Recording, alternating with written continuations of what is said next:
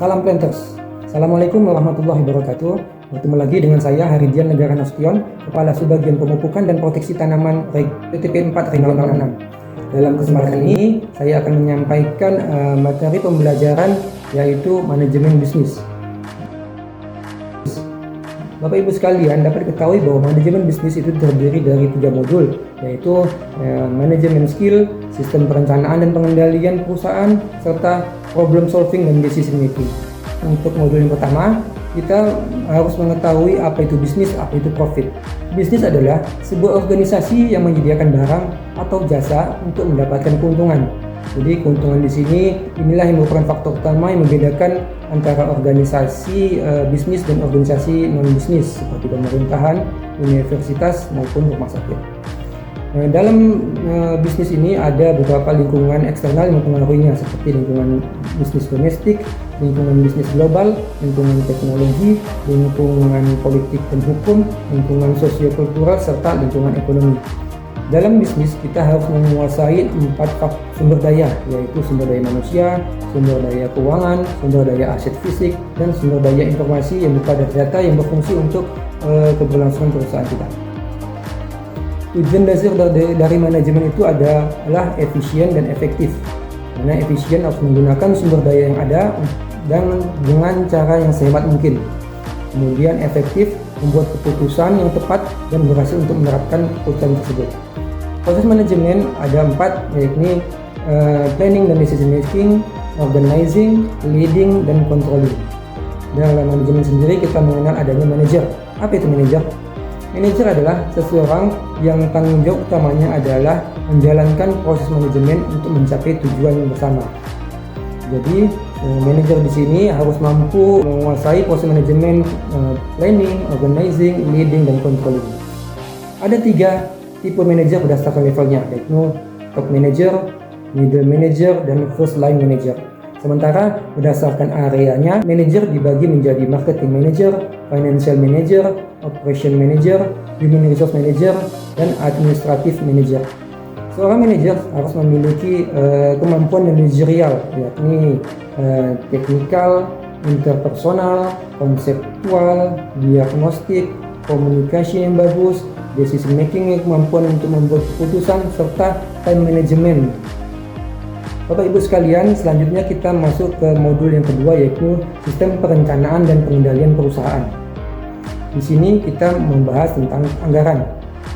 Anggaran operasional adalah anggaran yang merupakan alat untuk mencapai tujuan, di mana anggaran atau budget ini merupakan rencana tertulis mengenai kegiatan suatu perusahaan yang dinyatakan secara kuantitatif dalam satuan uang ataupun item-item pekerjaan yang diselesaikan dalam kurun waktu tertentu. Komponen anggaran operasional ada 4 pilar, yakni anggaran pendapatan yang terdiri dari proyeksi pendapatan, proyeksi harga jual, risiko ketidakpastian, dan yang kedua adalah anggaran biaya produksi, yaitu bahan baku, proses, dan pekerjaan barang jadi. Yang ketiga, komponennya adalah beban SDM dan administrasi umum. Dan yang keempat adalah beban penelitian dan pengembangan. Baik, Bapak Ibu sekalian, kita akan masuk ke modul yang ketiga, yaitu problem solving dan decision making. Kita kenal bahwa organisasi adalah bersifat terbuka. Maksudnya di sini terbuka adalah organisasi saling berhubungan, saling bergantung, dan saling berinteraksi antara teknologi, ekonomi, sosial budaya, demografi, serta politik dan hukum. Itulah namanya sistem. Jadi sistem adalah kumpulan unsur yang saling berhubungan satu sama lain, saling bergantung, saling berinteraksi dalam mencapai tujuan. Jadi sesuatu yang memelihara keberadaannya dan berfungsi sebagai sebuah kesatuan melalui interaksi antar bagiannya. Seperti halnya tubuh manusia, itu ada merupakan sistem. Tubuh manusia terdiri dari otak, arteri atau urat saraf, kemudian organ pencernaan, organ pernapasan, itu semua bekerja sama, berinteraksi sehingga kita dapat beraktivitas seperti biasanya. Demikian halnya juga dengan mobil. Mobil terdiri dari sistem penggerak, sistem kelistrikan, sehingga mobil dapat berjalan sebagaimana mestinya. Organisasi juga berjalan secara sistem, di mana seluruh anggotanya harus mampu berinteraksi untuk mencapai tujuan bersama. Untuk menganalisis suatu masalah, itu perlu adanya suatu prioritas. di mana ada dibagi 4 prioritas masalah, yakni tidak penting dan tidak mendesak, tidak penting tetapi mendesak, penting tetapi tidak mendesak, serta penting dan mendesak. Ada beberapa tools yang sering dipakai, yaitu HAZOP Analysis, Business Impact Analysis, dan analisis hierarki. HAZOP Analysis di sini adalah Hazard dan Operability Analysis, yaitu suatu analisis yang sistematis terhadap perencanaan atau operasional yang digunakan untuk penyelesaian problem solving masalah operasional. Sementara yang Business Impact Analysis digunakan untuk menentukan tingkat kegawatan dan jangka waktu pemulihan dari proses dan sumber daya yang diperlukan untuk kelangsungan pencapaian sasaran perusahaan setelah terjadinya suatu peristiwa atau risiko.